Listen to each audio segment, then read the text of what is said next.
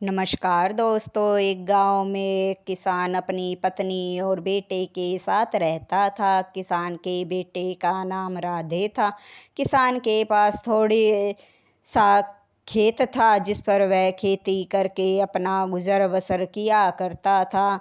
पर जो राधे था वह अपने पिता से कहने लगा, पिताजी अब तो मैं नगर जाकर कोई काम धंधा करना चाहता हूँ जिससे दो पैसे घर में बच जाएं, क्योंकि खेती बाड़ी करके तो घर का गुजर ही होता है, बचता कुछ नहीं है। किसान कहने लगा, जैसी तुम्हारी मर्जी, पर जाने से पहले मेरी 3 बातें गांठ बांध लेना। और उनका अगर तुम जीवन में ख्याल रखोगे तो कभी भी असफल नहीं होगे। राधे कहने लगा, पिताजी वो क्या? किसान ने कहा, पहली बात अपनी ज़ुबान पर लगाम रखना। दूसरी बात, रास्ते में जाते हुए तुम्हें बहुत से रंग बिरंगे फूल मनमोहक मिलेंगे और उनसे तुम मुग्ध मत हो जाना। भंवरे की तरह उन पर मत मंडराना। अपने लक्ष्य को ध्यान में रखकर आगे बढ़ना। तीसरी और आखिरी बात, जो भी तुम पर भरोसा करे उसके भरोसे को कभी मत तोड़ना। अगर तुम इन तीनों बातों को अपने जीवन में अपनाओगे तुम ज़रूर सफल होगे। राधे कहने लगा, ठीक है पिताजी, मैं तीनों बातों का ख्याल रखूंगा। यह कहकर दूसरे दिन राधे नगर की तरफ चल पड़ा। नगर बहुत दूर था, जाने में कई दिन लगने वाले थे। चलते चलते राधे थक गया था। वह एक पेड़ के नीचे विश्राम करने बैठ गया। तभी उसने देखा कि एक आदमी और औरत जो बड़े ही खूबसूरत थे उसकी तरफ चले आ रहे हैं। वे भी उस पेड़ के नीचे बैठ गए। उस आदमी ने राधे से कहा कि भाई, तुम कौन हो और कहाँ जा रहे हो? राधे ने कहा, मेरा नाम राधे है और मैं नगर जा रहा हूँ। तब वह कहने लगा कि क्या तुम नगर में रहते हो? तब राधे कहने लगा, नहीं भाई, मैं तो नगर में काम की तलाश में जा रहा हूँ। अगर कोई काम मिल गया तो नगर में रहकर ही कोई काम धंधा करूँगा। मैं एक गरीब आदमी हूँ। यह बात सुनकर स्त्री का पति कहने लगा कि मैं तो उसी नगर में रहता हूँ जिस नगर में तुम जा रहे हो। तिलक नगर में ही जा रहे हो ना? राधे कहने लगा, हाँ। तब उस आदमी ने कहा कि ये जो औरत है ये मेरी पत्नी है। उस आदमी की जो पत्नी थी बड़ी ही खूबसूरत थी। राधे उसे नज़र बचा कर देख रहा था और मन में सोच रहा था, खूबसूरत चीज़ को देखकर संतोष करने में कोई बुराई नहीं है। फिर उस आदमी ने राधे से कहा, अगर तुम चाहो तो हमारे साथ ही तिलक नगर चल सकते हो। राधे तो चाहता ही यही था कि उनका साथ हो जाए और वह उस खूबसूरत स्त्री को रास्ते भर देखकर संतोष करता रहे। उसने तुरंत हाँ भर दी। तीनों चल पड़े।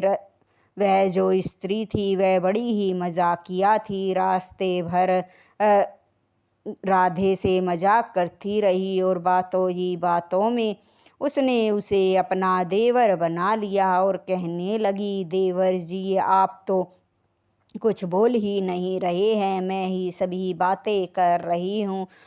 राधे ने भी उसे भाभी मान लिया और उस आदमी को अपना भाई बना लिया। तब वह आदमी थोड़ी दूर चलने पर अंधेरा हो गया। राधे से कहने लगा, भाई, अब तो हम में रिश्ता बन गया है। मेरी पत्नी ने तुम्हें अपना देवर बना लिया है तो तुम्हारा भी फर्ज बनता है कि तुम अपनी भाभी की रक्षा करो। वह कहने लगा कि मेरे पास एक कटार है, आधी रात से तक मैं रखवाली करूँगा और तुम लोग सो जाओ। आधी रात के बाद तुम रखवाली करना, हम सो जाएंगे। इस तरह से रात कट जाएगी। राधे कहने लगा, भाई, तुम ठीक कह रहे हो। भाभी के प्रति मेरा भी तो कुछ फर्ज बनता रात में स्त्री का पति पहरा देने लगा। आधी रात बीतने पर उसने राधे को उठा दिया और वह और उसकी पत्नी सोते रहे। राधे पहरा देने लगा, हाथ में कटार लेकर। पति के सो जाने के बाद वह स्त्री उठी और राधे से बातें करने लगी और कहने लगी, क्या तुम्हें मैं अच्छी नहीं लगती? तब राधे ने कहा, भाभी आप तो बड़ी ही खूबसूरत और बड़ी ही मजाकिया हैं, आप तो बहुत अच्छी है। ऐसे ही वह सारी रात राधे से बातें करती रही। रात कब बीत गई पता ही नहीं चला। ऐसे करते करते 6 दिन बीत गए। 7वीं रात को जब स्त्री का पति सो गया और राधे पहरा दे रहा था, वह स्त्री उठ बैठी और राधे से कहने लगी, मैं तुम्हें बहुत पसंद करती हूँ और तुमसे शादी करना चाहती हूँ, तुम मुझे लेकर यहाँ से भाग जाओ। राधे कहने लगा, भाभी आप कैसी बातें कर रही हैं, ये सब बातें आपको शोभा नहीं देती हैं, मैंने आपको भाभी माना है। तब वह स्त्री कहने लगी, तुम इसी बात से घबरा रहे हो ना कि मेरा पति बीच में है। तुम एक काम करो, इस कटार से मेरे पति को मार दो और फिर मुझे अपने साथ ले चलो। यह बात सुनकर राधे को गुस्सा आ गया और कहने लगा, आप तो बड़ी ही बच्चलन औरत हैं जो अपने ही पति को मरवाना चाहती हैं और मेरे साथ भाग जाना चाहती हैं, लेकिन मैं ऐसा नहीं करूँगा। मैंने उन्हें अपना भाई माना है और उन्होंने मुझ पर भरोसा किया है, मैं उनके भरोसे को नहीं तोड़ूँगा। आप जैसी स्त्रियाँ ही घर तोड़ देती हैं, आप जैसी स्त्रियाँ कभी घर को बसा कर नहीं रख सकती हैं। मुझे आपसे नफरत हो रही है। आपके मन में ये सब बातें मेरे प्रति आई भी कैसे? मैंने तो आपको भाभी माना है और देवर भाभी का रिश्ता तो बड़ा पवित्र होता है। उन सब की ये बातें स्त्री का पति सुन रहा था। वह उठ बैठा और राधे से कहने लगा, मेरे छोटे भाई इधर आओ, मेरे पास बैठो। तुम जो मेरी स्त्री के बारे में समझ रहे हो वो ऐसी नहीं है, वो बड़ी ही नेक दिल है। दरअसल वह तुम्हारी परीक्षा ले रही थी। राधे कहने लगा, कैसी परीक्षा? मैं कुछ समझा नहीं। तब स्त्री के पति ने कहा कि मेरी पत्नी की एक छोटी बहन है जो मेरी पत्नी से बहुत ज़्यादा खूबसूरत है और वह जिस तिलक नगर में तुम जा रहे हो उसके धनी सेठ की 2 बेटियों में से एक है। उसकी छोटी बेटी कंवारी है।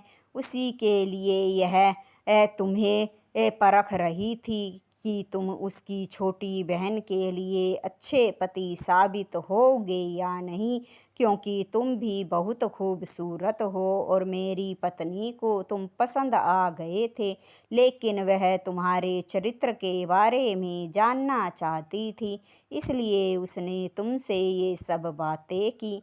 ये सब बातें सुनकर राधे बोला, भाभी मुझे माफ़ कर दो, मैंने आपको गलत सलत बातें बोल दी और आपको चरित्रहीन भी कह दिया। इस पर स्त्री बड़ी ही हंसमुख थी। वह कहने लगी कि तुमने जो सोचा मेरे बारे में वो सही नहीं था, पर मैं तुम्हारे चरित्र के बारे में जान गई हूँ कि तुम बड़े ही चरित्र के अच्छे इंसान हो। तुम मेरी बहन को कभी भी धोखा नहीं दोगे।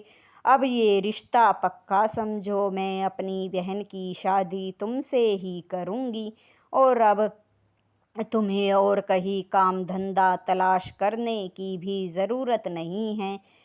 स्त्री का पति कहने लगा, तिलक नगर का जो सबसे बड़ा सेठ है उसके यहाँ हजारों और नौकर काम करते हैं, पर उसका कोई बेटा नहीं है, 2 बेटियां ही हैं। छोटी की शादी अगर तुमसे हो जाएगी तो उसके बाद हम दोनों को ही सेठ जी का सारा कारोबार संभालना होगा।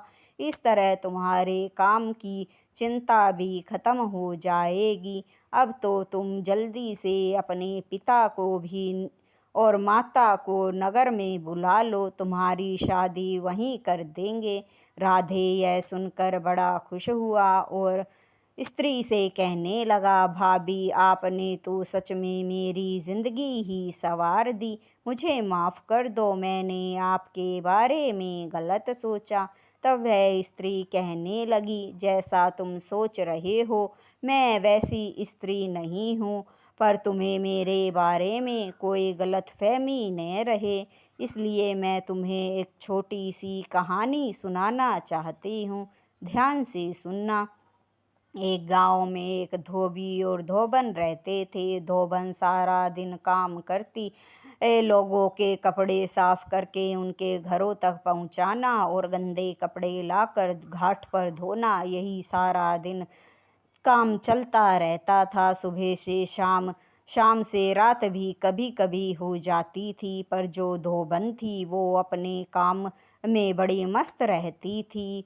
हंसी मजाक भी लोगों से करती रहती थी। उसके मन में कोई खोट नहीं था, पर जो गांव की औरतें थी वो इस तरह से धोबन को पुरुषों और स्त्रियों के साथ मजाक करते देखकर उसे कहती थी कि यह तो चरित्रहीन है, इसको किसी की शर्म नहीं है, देखो पुरुषों से कैसे बातें करती है। यह बात धोबन के पति को पता चली तो वह धोबन से कहने लगा, तुम सुबह काम के लिए निकलती हो और देर रात लौटती हो। तुम्हारी पीठ पीछे गांव के लोग तुम्हारे चरित्र के बारे में गलत गलत बातें करते हैं, जो मुझे सुनना पसंद नहीं है। कल से तुम समय पर शाम ढलने से पहले घर आ जाओगी। धोबिन कहने लगी, क्या आपको मुझ पर विश्वास नहीं है? तब धोबी कहने लगा, पर गांव वालों की बातों से मेरा दिल दुखता है। मैंने जो कह दिया सो कह दिया, कल से शाम ढलने से पहले तुम घर आ जाओगी। दूसरे दिन धोबन अपना काम सुबह शुरू किया। सारे लोगों के धुले हुए कपड़े उनके घरों में पहुँचाए, मैले कपड़े इकट्ठे करके वापस लेकर आई। उसके पास कोई गधा तो था नहीं, वह सारे कपड़े अपने सिर पर ही ढोया करती थी। तो उस दिन भी उसे घर आते आते रात हो गई। उसके पीछे ये गांव तक एक आदमी उसका पीछा करते हुए उसके घर तक पहुंच गया। धोबी ने ये देख लिया, वह बड़ा गुस्सा हुआ और धोबन से कहने लगा, लोग जो गांव के तुम्हारे बारे में बातें करते हैं वो सही है। धोबन कहने लगी, तुम ऐसा क्यों कह रहे हो, मैं तो तुमसे बड़ा प्रेम करती हूँ। धोबी कहने लगा, वो तो दिख ही रहा है, एक पराये पुरुष के साथ रात में चली आ रही हो। तुम्हारे लिए मेरे घर में कोई जगह नहीं है, चली जाओ यहाँ से। धोबन कहने लगी, तुम ऐसा मत कहो, मैं मर जाऊंगी। धोबी कहने लगा, जाओ फिर मर जाओ, देर क्यों करती हो। यह बात सुनकर धोबन रोती हुई नदी पर पहुंच गई। नदी में छलांग लगाने ही वाली थी, वह युवक जो उसके पीछे रात में उसके घर तक चला आया था, उसने उसका हाथ पकड़ लिया। धोबन ने मुड़ के देखा तो उस पर बहुत गुस्सा हुई और कहने लगी, आज तुम्हारी वजह से मेरे पति ने मुझे घर से निकाल दिया और मुझे पर चरित्रहीन होने का दाग लगा दिया। तब वह कहने लगा, बहन रो मत, ये सब समय का प्रभाव है, समय बीतने के साथ सब कुछ ठीक हो जाएगा। और मैं तुम्हारे पे बुरी नज़र रख के तुम्हारे पीछे नहीं चल रहा था। रात बहुत हो गई थी, बुरी नज़रों से बचाने के लिए ही मैं तुम्हारे पीछे चल रहा था। मैं तुम्हें अपनी बहन मानता हूँ। धोबिन ने जब युवक की ये बात सुनी तो वह उसके कंधे पर सर रखकर रोने लगी और कहने लगी, भैया अब मैं क्या करूँ, कहाँ जाऊँ। तब उसने कहा कि पास में ही एक साधु की कुटिया है, तुम वहाँ चली जाओ और वहीं रहो। 6 महीने बीतने पर तुम्हारे दिन फिर से अच्छे हो जाएंगे और तुम्हारा पति खुशी खुशी तुम्हें अपने साथ वापस ले जाएगा। तब तक तुम उसी साधु के पास रहो। वह साधु के कुटिया के पास जब जा रही थी तो थोड़ी दूरी पर ही वह युवक रुक गया और कहने लगा, अब तुम अकेली चली जाओ, मुझे कुछ काम है, मैं वापस जा रहा हूँ। यह कहकर युवक वापस चला गया। वह साधु के पास पहुंची, उसे प्रणाम किया। साधु ने उसे देखा तो उससे कहने लगा कि घनश्याम नहीं आए। तब स्त्री कहने लगी, कौन घनश्याम, मैं तो यहाँ अकेली आई हूँ। हाँ, थोड़ी दूरी पर एक युवक ने मुझे छोड़ा था। साधु कहने लगा, मैं उसी के बारे में बात कर रहा हूँ। वह कोई साधारण युवक नहीं था, बल्कि भोलेनाथ थे, जिन्होंने तुम्हारी रक्षा करते हुए तुम्हें इस कुटिया में मेरे पास छोड़ा है। तुम धन्य हो तो जो तुम्हें बिना तपस्या किए भगवान ने दर्शन दिए हैं, वरना मैं वर्षों से तपस्या कर रहा हूँ पर भगवान ने मुझे कभी भी दर्शन नहीं दिए। पर कोई बात नहीं, भगवान के ना सही भगवान के भक्त के दर्शन हो गए, यही बड़ी बात है। साधु ने कहा कि आज के बाद तुम इस कुटिया में आराम से रहना। वह साधु की कुटिया में रहती और साधु का सारा काम करती। ऐसे करते करते 6 महीने बीत गए। 6 महीने के बाद साधु को पता चला कि राज्य का जो राजा है उसका राजकुमार अचानक से मर गया है। यह देखकर राजा बावला सा हो गया है। उसे यकीन ही नहीं हो रहा है कि इतनी सी उम्र में उसका बेटा कैसे मर गया। उसने मंत्री को साधु के पास भेजा कि साधु को बुला कर लाओ। साधु मंत्री के साथ राजमहल में धोबन को लेकर पहुंच गया।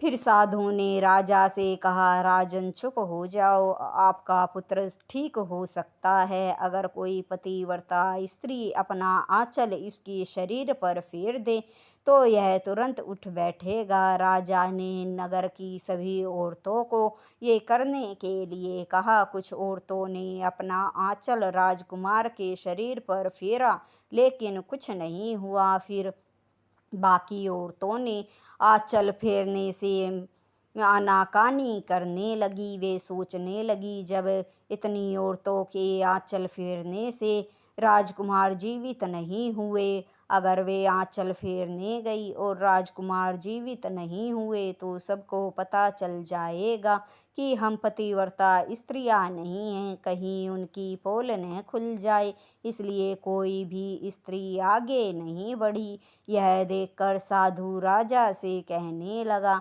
राजन, एक स्त्री है जिसके छूने आंचल फेरने से राजकुमार जीवित हो जाएंगे। उस पतिव्रता स्त्री को मैं जानता हूँ। राजा ने कहा कि साधु बाबा वो कौन है। साधु ने कहा, ये धोबी की स्त्री है जो एक पतिव्रता है। अगर ये अपना आंचल राजकुमार पर फेर दे तो राजकुमार उठ बैठेंगे। राजकुमार के मरने की खबर सारे राज्य में फैल गई थी और ये बात भी कि अगर कोई पतिव्रता स्त्री होगी और आंचल राजकुमार पर से फेर देगी तो राजकुमार जीवित हो जाएंगे। यह देखने के लिए धोबी भी राजमहल में आया था कि ऐसी कौन सी पतिव्रता स्त्री है जो राजकुमार को जीवित कर सकती है। उस समय धोबी भी महल में ही था। साधु ने धोबिन से कहा कि अब बेटी तुम अपना आंचल राजकुमार के शरीर पर फेरो।